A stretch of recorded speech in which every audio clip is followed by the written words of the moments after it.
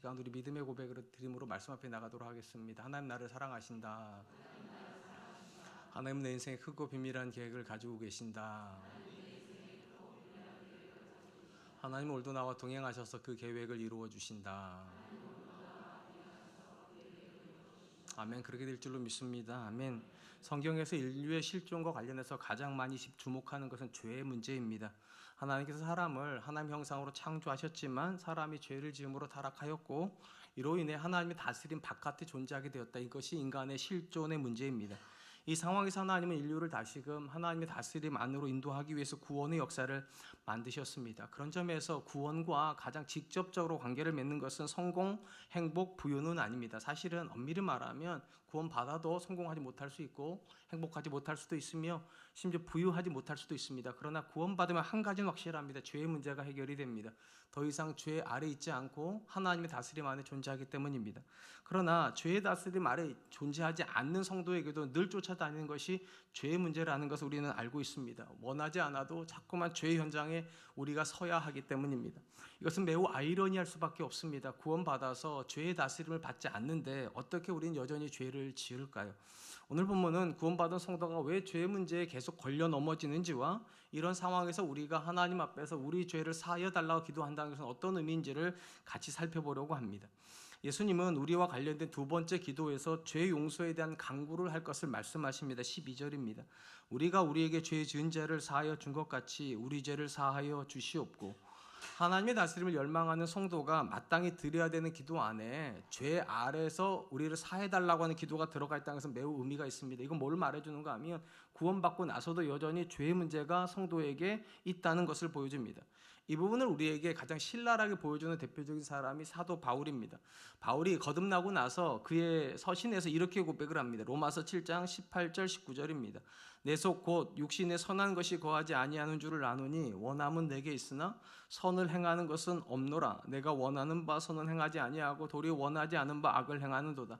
사도 바울이 구원받고 나서 그의 삶에서 죄의 문제가 없어질 줄 알았는데 여전히 죄의 문제가 있다라고 말을 해요. 그럼 뭐라고 말하는가? 나는 죄를 원하지 않는데 원하지 않는 죄는 자꾸만 지고 원하는 선은 행하지 못한다는 거. 그래서 자기가 너무 괴롭다고 그렇게 얘기를 합니다. 성도가 구원을 받아서 하나님 다스림 안에 있음에도 불구하고 왜 여전히 죄의 문제 앞에 놓이게 될까요? 가장 근본적으로 사단이 존재하기 때문입니다. 사단은 저와 여러분들이 구원을 받고 나면 안 건드린 존재가 아니라 구원을 받았기 때문에 더 시험하려고 합니다. 그래서 이전보다 더 나쁜 상태로 우리를 끄집어 들어가서 예수님 믿지만 죄를 짓게 함으로 하나님의 영광을 가리는 행동을 하게 하기 때문에 예수님 믿어도 여전히 죄의 문제가 있습니다. 이렇게 놓고 보면 구원을 받기 이전에도 죄의 문제가 있고 구원을 받고 나서도 죄의 문제가 있다면 우리는 왜 구원을 받습니까? 근본적으로는 예수님 믿기 이전에 지었던 죄와 예수님 믿고 나서 지은 죄는 좀 구별이 되기 때문입니다. 뭐가 구별이 되는가? 죄된 행동은 구별되지 않습니다. 엄밀히 말하면 예수님 믿어도 이전에 지었던 죄를 똑같이 지을 수 있습니다. 다만 차이가 있다면 이전에 지었던 죄에 대해서는 우리가 괴로워하지 않았습니다. 예전에 우리는 죄 짓는 것을 당연시 생각을 했어요. 그리고 뭐라고 말했는가? 남들도 다 나처럼 산다고. 나 같은 사람은 없다고. 그나마 나는 굉장히 도덕적으로 죄를 짓는다. 이런 식으로 생각을 했어요. 그러니까 구원받기 이전에 죄를 지으면서 괴로워하지 않았어요. 그런데 구원을 받고 나면 어떤 일이 벌어지는가? 똑같은 죄를 지으면서 괴로워합니다. 이게 가장 큰 차이예요.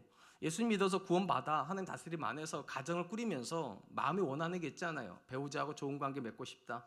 자녀에게 존경받는 부모 되고 싶다. 내 주변 사람들에게 선한 영향을 끼치고 싶다. 그런데 그게 됩니까? 안 됩니까? 안 되잖아요. 원하는 건 있는데 안 되고, 그럼 안 되고 나면 구원받은 사람 어떻게 합니까? 괴로워합니다. 왜 이게 안 될까? 나는 이걸 원하지 않는데, 죄를 원하지 않고 하나님의 은혜를 원하고 그리고 하나님 기뻐하시는 삶을 살고 싶은데 왜 이게 안 될까? 그리고 놀라운 것은 이렇게 괴로워한 사람이 죄랑 싸우게 되고요. 죄랑 싸우면서 점점 그 죄로부터 멀어진다는 거예요. 그러니까 어찌 보면 예수 믿기 이전에도 죄를 지었고 예수 믿고 나서도 죄를 지었지만 같은 죄인 것 같지만 다른 죄가 돼버립니다. 이 죄는 괴로워하지 않으면서 지었던 죄고 이 죄는 괴로워하면서 지은 죄입니다. 그리고 이 부분에서 우리 죄를 사하여 달라고 기도하는 이 죄는 괴로워하면서 지은 죄예요. 하나님, 내가 이렇게 살고 싶지 않았는데 나는 내 배우자에게 선한 사람이고 싶었고 나는 내 주변 사람들에게 하나님의 선한 영향을 끼치고 싶은 사람이었는데 내가 그렇게 하지 못했습니다. 하나님, 나를 좀 불쌍히 여겨주십시오. 그런 사람만 결과적으로 죄로부터 자유케 되는 것입니다. 주목할 것은 성경을 읽다 보면 죄와 관련해서 우리의 생각에 의문을 들게 만드는 그런 구절들을 종종 만난다는 것입니다. 요한 사도가 구원받은 성도와 죄에 관련해서 이렇게 말하는 모습을 보게 됩니다. 요한일서 3장 6절 9절입니다.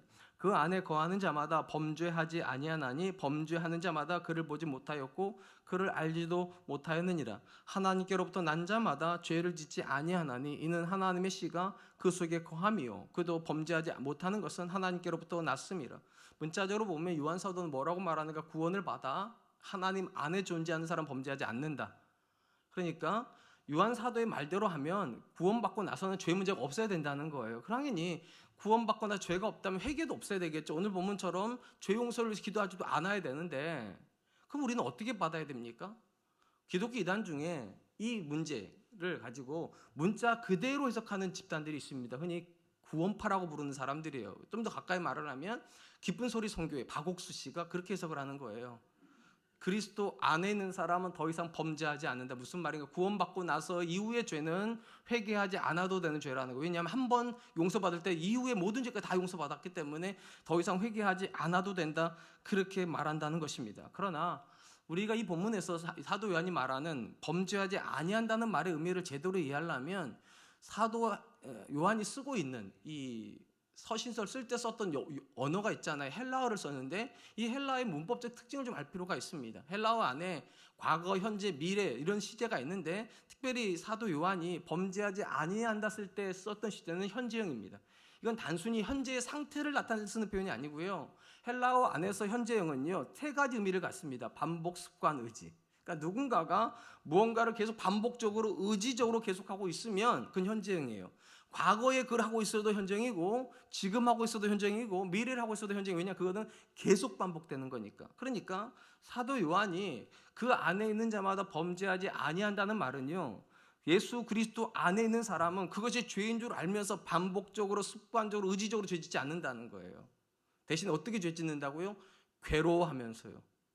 여러분은 어떠실지 모르겠는데 저는 제 아내랑 정말 싸우고 싶지가 않습니다. 저는 제 아들하고도 절대로 싸우고 싶지 않습니다. 근데 참 안타깝게도 저 안에 있는 모난 죄가 있어요. 그러니까 약간 삐딱선 탄다고 말하는 어른들이요. 이걸 그냥 좋게 받아들이면 되는데 자꾸 이걸 삐딱하게 보는 그런 시선이 제 안에 있어요. 그러다 보니까 그런 말을 하고 나면 부딪혀요. 그럼 제가 어떻게 하는가? 에이 뭐 다 그렇지 이렇게 하는 게 아니고 요즘은요. 왜 그랬을까? 그때 그렇게 하지 말걸. 그때 그 말 쓰지 말걸. 그때 그 단 하지 말걸. 그때 내가 그냥 모른 척하고 내 방으로 들어가 버릴 걸. 왜 그랬을까? 죄를 안 짓는 게 아니에요. 죄를 지어요. 근데 반성해요. 거기에 반복이 없어요. 거기에 의지가 없어요. 거기에 계속이 없어요. 괴로워하면서 끊어내고 싶고 어제보다는 오늘, 오늘보다는 내일 더 하나님이 기뻐하는 거룩을 이루고 싶죠. 그 상태가 사도 요한이 말하는 범죄하지 아니하는 상태예요. 만약에 한 번 회개한 사람이 다시 죄를 짓지 않고 죄를 짓지 않았으니까 회개하지 않아도 된다면 적어도 주기도문 안에 우리 죄를 사하여 주시옵소서 이 내용은 들어가면 안 되잖아요.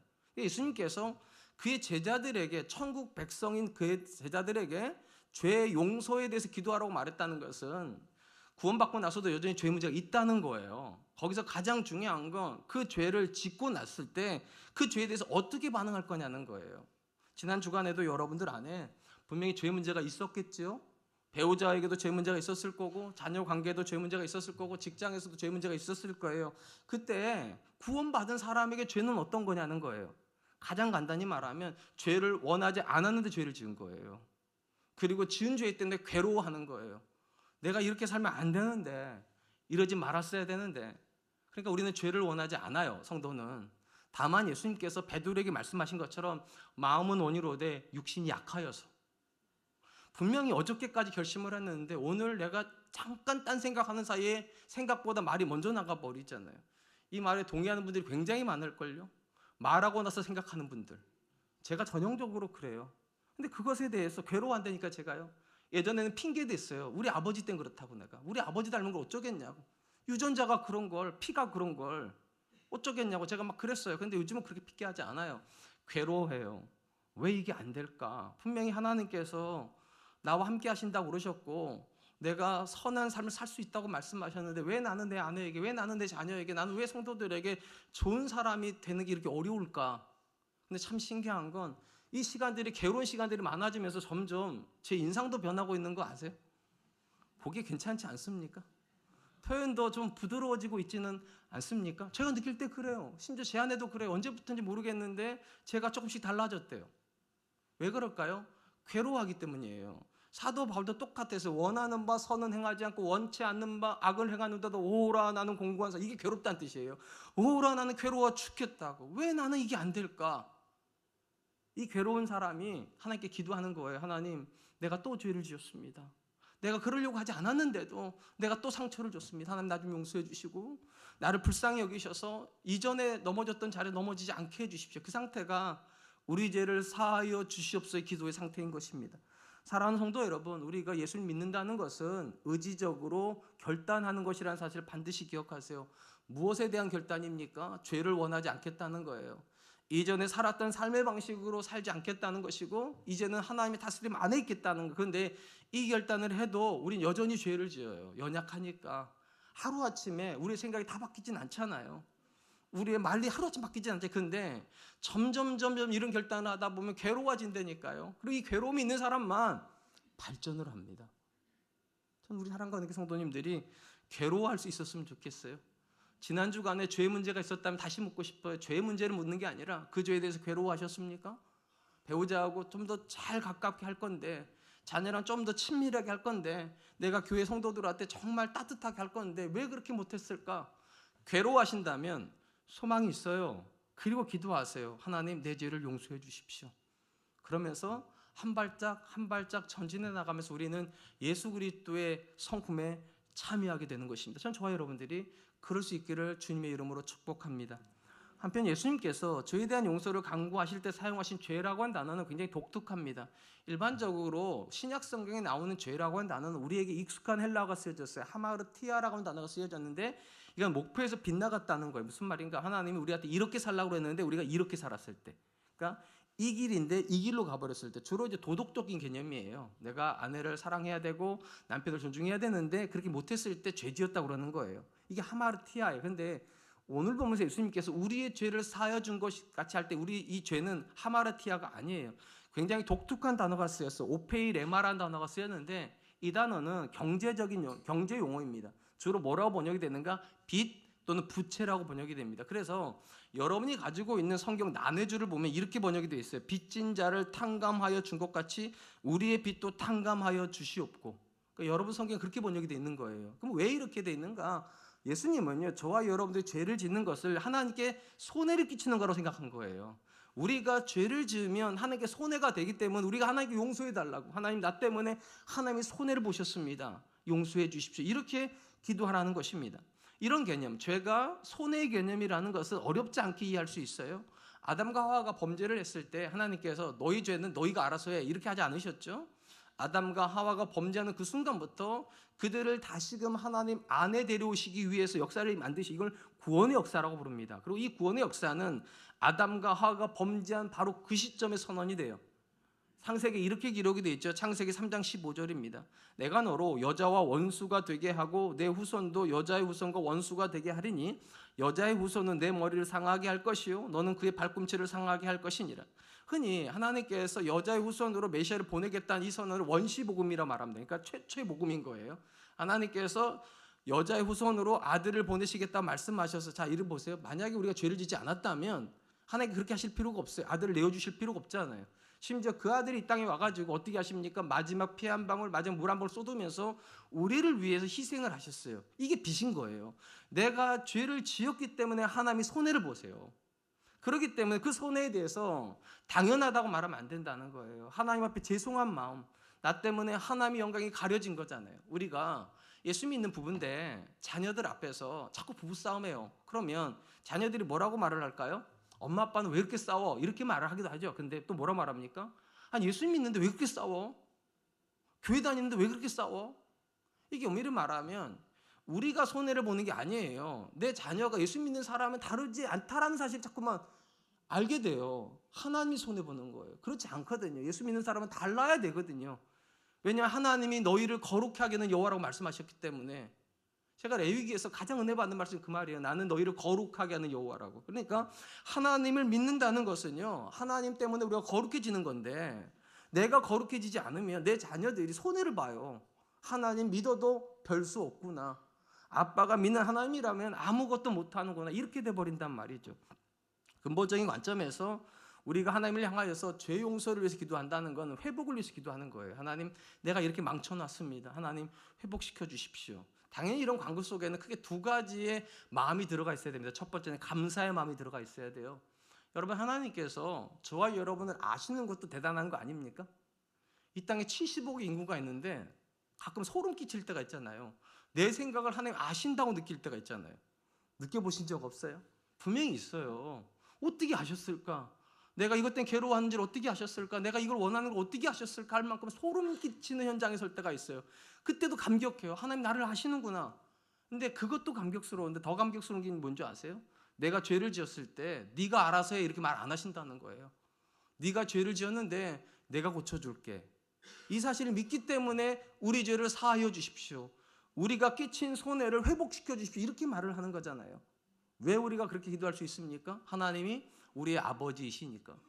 여러분, 자녀를 키우다 보면 자녀 때문에 손해볼 때가 참 많이 있잖아요. 자녀가 잘 크면 금전적으로 손해 안 보기도 하고 병원도 안 데려가도 되는데 애가 자꾸 아파요. 병들어요. 그러면 애가 아픈데 네가 알아서 이렇게 말하는 부모가 있습니까? 아니죠. 내가 고쳐줄게. 아빠가 고쳐줄게. 심지어 그렇다고 그러더라고요. 자녀가 재수를 하면 기숙학원에 가잖아요. 기숙학원 1년 가면 얼마 드는 줄 아세요 혹시? 기숙학원에 1년 가면 얼마 쓸까 애들이요? 그랜저 한 대 값 쓴답니다. 그래서 아빠들 이렇게 말한다는 거예요. 네가 1년에 아빠 그랜저 한 대 없애버렸다고. 근데 그 일을 왜 합니까 부모들이? 자녀가 잘 되기를 원하니까요. 자녀를 회복시켜주고 싶으니까요. 하나님께서 우리에게 하고 싶어하는 일이 그런 일이라는 거예요. 우리를 회복시켜주고 싶으세요. 그러니까 죄를 지어서 망가질 수 있어요. 우리가요. 관계가 틀어질 수 있어요. 근데 그때마다 기억하세요. 나는 망가뜨리지만 하나님을 회복시켜 주실 수 있다. 그 사실을 믿기 때문에 감사함으로 기도하는 거예요. 하나님, 내 죄를 사하여 주십시오. 내가 망가뜨린 이 관계를 하나님이 회복시킬 수가 있습니다. 그런 점에서 여러분, 우리가 하나님 앞에 죄에 대한 기도를 한다는 걸 할 때 가장 마음속에 가져야 되는 고백이 감사의 고백이에요. 내가 도대체 뭐라고 하나님이 나를 위해서 손해를 보시나? 내가 도대체 뭐라고 하나님께서 나를 위해서 그 모든 역사를 만들어 주시나? 또한 우리가 하나님 앞에 죄 용서를 위해서 기도할 때 가져야 되는 마음이 있다면 죄와 단절하겠다는 마음입니다. 내가 죄를 지어서요, 내가 손해보고 끝난다면 그럴 수 있겠죠. 근데 내가 죄를 지으면 예수님 뭐라고 말씀하시죠? 누가 손해보신다고요? 하나님이 손해를 보신대잖아요. 심지어 여러분, 죄를 지었는데도 나는 하나도 손해가 안 날 수도 있습니다. 오히려 이득을 볼 수 있어요. 죄를 지었기 때문에. 근데 그때도 반드시 기억하세요. 내가 이득 볼 때 손해보는 분이 계세요. 하나님이요. 이 땅에서 굉장히 많은 사람들이 교회에 대한 요구를 합니다. 목회자에 대한 요구를 하기도 하고 신앙에 대해 조롱하기도 합니다. 근데 여러분, 왜 그렇게 할까요? 혹시 하나님 때문에 그럴 것 같습니까? 하나님 때문에 교회를 욕하고 하나님 때문에 목회자 욕하고 하나님 때문에 성도의 신앙을 조롱할, 그렇지 않아요. 대부분 우리가 죄를 지었기 때문입니다. 죄를 지었기 때문에 하나님이 손해보는 거고 교회가 손해보는 거고 신앙이 조롱당하는 거예요.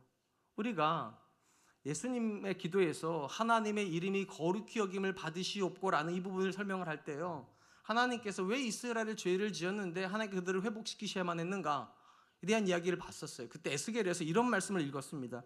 에스겔에서 36장 21절 22절입니다. 그러나 이스라엘 족속이 들어간 그 여러 나라에서 더럽힌 내 거룩한 이름을 내가 아꼈노라. 그러므로 너는 이스라엘 족속에게 이르기를 주 여호와께서 이같이 말씀하시기를 이스라엘 족속아, 내가 이렇게 행함은 너희를 위함이 아니요 너희가 들어간 그 여러 나라에서 더럽힌 나의 거룩한 이름을 위함이니라. 하나님께서 이스라엘 범죄했을 때 왜 손을 뗄 수가 없느냐? 그들 때문에 하나님이 손해를 봐야 된다는 거예요. 하나님의 거룩한 이름이 망가진다니까요. 당연히 이것이 우리를 괴롭게 만들어야 돼요. 죄 때문에 우리가 이득을 볼 수 있을지 모르겠지만 내가 죄를 지어버리면 내 자녀가 하나님께로 못 옵니다. 내가 죄 가운데 있으면 내 배우자가 하나님께로 가까이 못 갑니다. 교회가 조롱의 대상이 됩니다. 그러니까 여러분, 하나님을 앞에서 내 죄를 용서해 주십시오 이렇게 기도할 때는요, 의지가 있어야 돼요. 하나님, 다시는 하나님의 이름에 상처내지 않겠습니다. 내 자녀 앞에서 부끄러운 부모로 살지는 않겠습니다. 신앙 없는 사람처럼 살지는 않겠습니다. 하나님 나를 긍휼히 여겨주십시오. 반드시 기억하십시오. 하나님 때문에 사람들이 하나님 욕하는 거 아닙니다. 교회 때문에 사람들이 교회를 욕하는 거 아닙니다. 신앙이 쓸데없다라고 말하는 게 아니에요. 다 우리가 죄를 짓기 때문이에요. 그리고 그거에 대해서 아파한다면 우리 죄를 사하여 주십시오라고 기도하면서 다시는 이 죄 가운데 머물지 않겠다고 고백해야 되는 것입니다. 사랑하는 성도 여러분, 성도의 삶에서 죄의 문제가 개입할 때마다 괴로워해야 된다고 제가 말씀드렸어요. 이걸 괴로워해야 되는 이유는 단순히 우리가 하나님 다스림을 못 받기 때문만은 아니에요. 그것도 중요해요. 근데 가장 중요한 이유는 나 때문에 하나님의 영광이 가려지기 때문이에요. 나 때문에 내 자녀가 예수님 못 믿을까 봐 이게 괴로워야 돼요. 제가 목사잖아요. 제가 누굴 제일 무서워하는 줄 아세요? 우리 두 아들을 제일 무서워해요. 전 제 아내도 별로 안 무서워요. 왜냐하면 제 아내는요, 제가 망가져도 신앙생활 할 사람이에요. 제 아내는요. 그런데 제가 망가지면 우리 아들들은 절대로 신앙생활 안 할 애들입니다. 그러니까 저한테는 가장 무서운 애들이에요. 왜냐하면 나 때문에 내 자녀가 신앙생활 못하는 거고, 그러면 하나님은 두 아들을 잃으셔야 되는 거예요. 그게 우리를 괴롭게 만들어야 돼요. 그리고 결심해야 돼요. 내가 절대로 나로 인해서 하나님이 손해보게 하지는 않겠다. 그것이 우리 죄를 사하여 주시옵소서. 이 고백 안에 들어가야 될 줄로 믿습니다. 참 저와 여러분들이 손해 끼치는 사람이 아니라 영광을 드러내는 삶을 향해서 나갈 수 있기를 주님의 이름으로 축복합니다. 마지막으로 죄 용서와 관련해서 예수님이 하신 말씀에서 우리가 주목해야 될 것은 성도가 하는 죄 용서하고 하나님께 받는 용서가 연결되어 있다는 거예요. 오늘 본문 잘 보시면 우리가 우리에게 죄 지은 자를 사하여 준 것 같이 우리 죄를 사하여 주십시오. 그러니까 뉘앙스적으로 말하면 내가 죄를 사했기 때문에 하나님 내가 용서받기를 원합니다. 그래서 관건은 이런 거예요. 뭐가 앞에 와야 되냐는 거예요. 내가 형제의 죄를 사한 것이 먼저입니까? 아니면 내가 하나님께 용서받은 게 먼저입니까? 사실은 뉘앙스 자체 놓고 보면 내가 형제를 사한 것이 먼저 와 있는 것 같아요. 근데 성경 전체의 개념은 그렇지가 않습니다. 우리가 아는 것처럼 마태복음 18장에 보면 1만 달란트 빚진 종에 대한 이야기가 나옵니다. 이 비유를 이해하려면 달란트하고 데나리온에 대한 개념을 좀 이해할 필요가 있습니다. 달란트는요 6천 데나리온입니다. 그럼 데나리온이 뭐냐? 한 데나리온은 노동자 일일 품삯입니다. 그러니까 한 데나리온이 이제 한 달란트가 되려면 몇 천 일을 일해야 되는가? 6천 일을 일해야 돼요. 그러면 여러분 6천 일을 일한다는 것은 유대인들은 안식일을 일 안 하니까 1년에 한 300일밖에 일을 못 해요. 그러면 300일이 6천 일이 되려면 한 달란트가 되려면 몇 년 일해야 되는 거죠? 확실히 1부 때는 대답을 못 하던데 2부 때는 머리가 풀리셨나 봐요. 20년이에요. 20년 일해야 한 달란트가 돼. 근데 이 종은 지금 왕에게 1만 달란트 빚졌다면 몇 년을 일해야 됩니까? 20만 년을요. 20만 년을 일해야지만 갚을 수 있는 돈을 왕에게 빚진 거예요. 이쯤 되면 갚을 수 있어요, 없어요? 20만 년을 살 수가 없잖아요, 우리가요. 100년을 살아도 굉장히 길게 사는 건데 지금 이 종은 20만 년을 빚졌으니까 도무지 갚을 수 없는 양인 거예요. 그러니까 주인이 어떻게 합니까? 왕이 사해 줍니다. 못 갚을 거니까 어차피 용서해 줍니다. 그런데 이 종이 집으로 가다가 자기에게 빚진 사람을 만납니다. 100데나리온을 빚졌어요. 여러분 100데나리온이면 며칠 정도 일하면 됩니까? 100일 일하면 되잖아요. 그러면 날수로 따지면 대략 3달 반 정도 일하면 되죠. 이 정도 되면 어느 정도 금방 갚을 수 있는 거잖아요. 그러면 기회를 줄 법도 하잖아요. 자기는 20만 년짜리 용서받았는데. 근데 이 사람이 어떻게 합니까? 용서 안 해줍니다. 그리고 갚을 때까지 옥에다 가둬버렸어요. 그리고 이 이야기를 왕이 듣습니다. 그리고 그 사람을 데려다가 똑같이 감옥에다 넣어버립니다. 그리고 나서 이 비유가 끝날 때 예수님께서 뭐라고 말씀하시는가? 마태복음 18장 35절 말씀입니다. 너희가 각각 마음으로부터 형제를 용서하지 아니하면 나의 하늘 아버지께서도 너희에게 이같이 하시리라. 예수님이 이 말씀에서 알 수 있다시피 1만 달란트 빚진 종의 비유는요 용서에 대한 이야기예요. 여기에 나오는 인물들은 각각 상징성이 있어요. 임금은 하나님을 상징해요. 1만 달란트 빚진 사람은 성도를 상징해요. 상대적으로 100데나리온은 4개 죄 지은 사람이에요. 자, 그러면 여기서 중요한 이 비유에서 가장 큰 핵심이 뭡니까? 누가 먼저 용서를 받았습니까? 내가 먼저 용서를 받은 거예요, 왕에게. 그리고 그 받은 용서를 가지고서 100데나리온 진 사람한테 용서를 해야 되는 거였던 거예요. 그러니까 예수님께서 우리가 우리에게 죄 지은 자를 사한 것 같이 할 때 기본 전제는 무엇입니까? 우리가 하나님께 도무지 용서받을 수 없었던 죄를 용서받았기 때문에 내가 그 사람을 용서했습니다. 그리고 하나님이 내가 하는 용서를 보시면서 내가 하나님 안에 있다는 걸 확인하신 거죠. 그리고 용서하신다는 거예요. 그러니까 근본적으로 우리가 대단해서 누군가를 용서하는 게 아니에요. 기본적으로 우리가 하나님의 은혜로 용서를 받았다는 사실을 알기 때문에 나는 은혜 받은 사람인 거잖아요. 그러니까 예수 믿는 사람은 너그러워질 수밖에 없어요. 도무지 갚을 수 없는 은혜를 받은 사람인데 다른 사람을 향해서 내가 은혜를 못 갚을 이유가 없는 거잖아요. 근데 제가 지금 이렇게 말씀드리지만 우리 중에는요, 용서가 정말 안 되는 분들이 있어요. 배우자를 용서 못하고 자녀를 용서 못하고 주변에 있는 사람들 용서 못하는 사람들이 있어요. 성경적으로 말하면 용서 못하는 사람은 크게 두 가지 특징이 있습니다. 첫 번째, 자기가 죄인이라는 사실을 자꾸만 망각합니다. 우리 중에는요, 마치 자기는 아무런 죄를 안 짓는 것처럼 아내한테 또 그런다, 남편한테 또 저런다, 애들한테 아빠가 몇 번을 얘기를 하냐 또 그런다, 이런 분들이 계세요. 마치 자기는 아무런 죄도 안 짓고 있다는 듯이. 이런 사람은 용서하기 어려워요. 왜냐하면 자기는 죄를 안 짓는데 상대방은 자꾸만 죄를 짓는 거잖아요. 근데 제가 앞에서 말씀드렸잖아요. 가장 위대한 위인이었던 사도 바울조차도 괴로워하는 문제가 뭐였어요? 죄의 문제예요. 우리 중에 죄 안 짓는 사람 없어요. 다만 내가 자꾸만 잊어버리는 거예요. 내가 내 배우자에게 했던 죄를 잊어버리는 거고, 내가 내 자한테 했던 죄를 잊어버리면서 그의 죄는 기억하는 거예요. 그러니까 그때도 이러더만, 어제도 그러더만 이런다는 거죠. 자기도 그래놓고서는.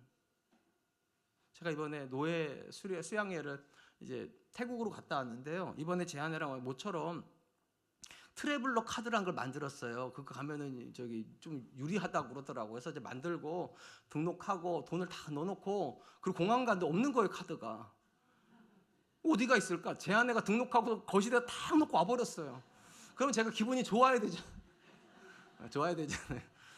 예전 같으면 제가 정신머리 없다고, 아니 전화를 했으면 카드에 넣어야지, 전화를 하고서 등록 전화를 하고서 거기다 딱 놓고 와버린 거예요. 여행 갔다 왔더니 거기 딱 있더라고요. 쓸 돈이 없었어요 이번에. 그래서요 제가요. 예전 같았으면 제가 거의 반 죽여놨죠. 근데 요즘은요 그런 생각이 안 드네요. 왜냐하면 저도 들고 다니면서 잊어버려요. 들고 다니면서. 그러니까 제가 요즘 와서 자꾸만 제 자신에게 자신이 없어요. 우리 애들한테 제가 자신이 없어요. 아빠는 안 그런다 말을 못 하겠어 제가요. 그러니까 애가 실수할 때, 야 나도 실수하는데 당연히 너도 할 수 있지.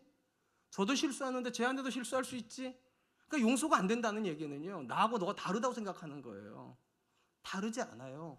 해 아래 새 것이 없다고 그러셨는데 어떻게 다를 수가 있습니까? 그러니까 용서 못한다는 생각하면 그건 고집스러운 겁니다. 잊지 마세요. 우리는 다 죄 짓는 존재입니다. 우리는 다 실수하는 존재예요. 그러니까 이렇게 말씀하셔야 돼. 그럴 수 있다. 나도 그러는데 너도 그럴 수 있다. 이게 첫 번째고요. 두 번째, 우리가 용서 못하는 가장 큰 이유 중에 하나는요, 상대방의 죄를 더 크게 생각하기 때문입니다.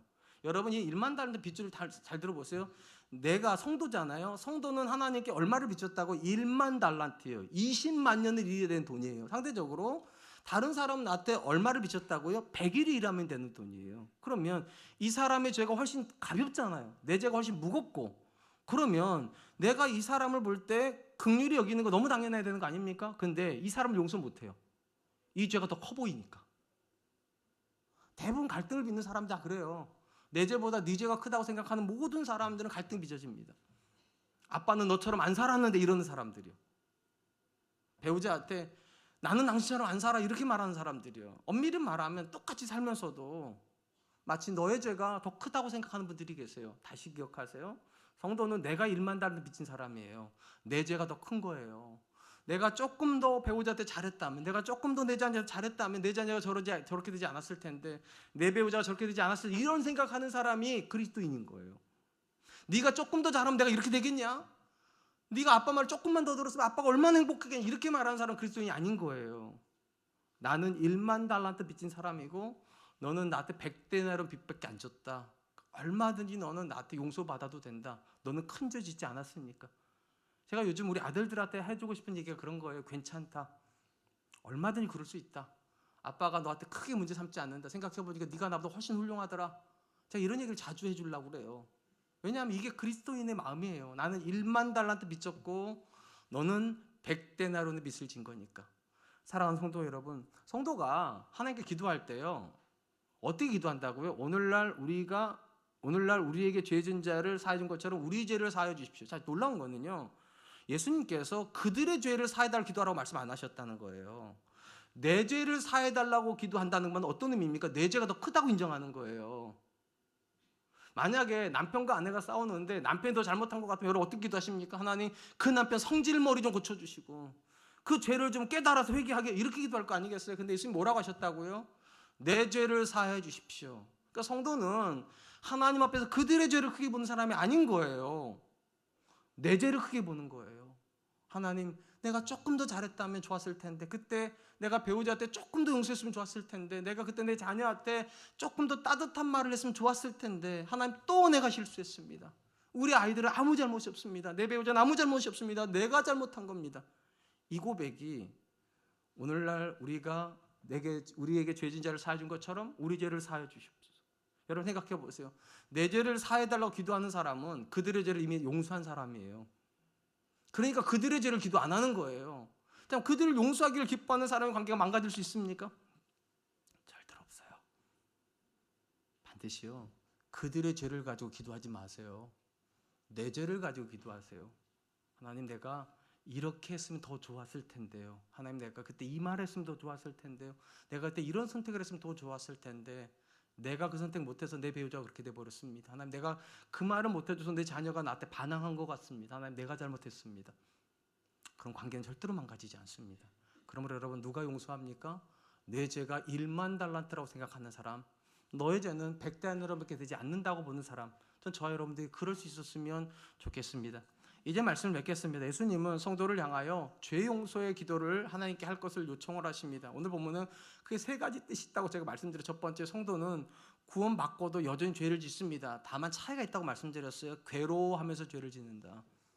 그냥 어쩔 수 없다, 남들도 다 그렇게 산다가 아니라, 하나님, 내가 이렇게 살지 않아야 되는데 내가 하나님 이렇게 살아버렸습니다. 하나님, 용서해 주십시오. 괴로워함으로 죄 짓고 그 죄에 대해서 용서를 구해야 된다. 두 번째, 죄를 접근할 때 내가 손해보는 것이 아니라 하나님 손해본다는 사실 반드시 기억해야 됩니다. 내가 죄를 지으면 하나님이 욕먹습니다.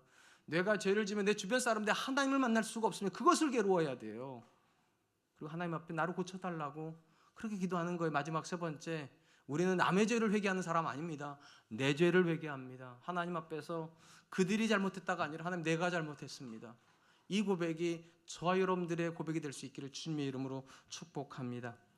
이 시간 주신 말씀을 기억하면서 세 가지를 위해서 기도하죠. 첫 번째, 하나님, 구원받고 나서도 여전히 죄 문제를 가지고 있는 저를 불쌍히 여겨주시고 습관적으로 당연하게 죄 짓는 사람이 아니라 괴로워하게 하여 주시옵소서. 사도 바울처럼 원하는 바 선을 행하지 못하고 원하지 않는 바 선을 악을 행하는도다 오로나는 공고한 사람이로다. 하나님, 괴로워하게 하여 주십시오. 두 번째, 하나님, 내 죄로 인하여서 하나님의 영광이 땅에 가려지고 내 자녀들이, 내 배우자가 하나님 만나지 못한다면 이걸 괴로워하는 사람 되게 하여 주셔서 하나님의 영광에 헌신하는 사람 되게 하여 주시옵소서. 마지막 세 번째, 그들의 죄를 회개시키는 사람이 아니라 내 죄를 회개하는 사람 되게 해주십시오. 내가 더 큰 잘못했습니다. 하나님, 내가 더 많은 손해를 끼쳤습니다. 하나님, 내가 그런 사람 되게 해주십시오. 우리 같이 한 번만 기도하겠습니다. 기도합니다.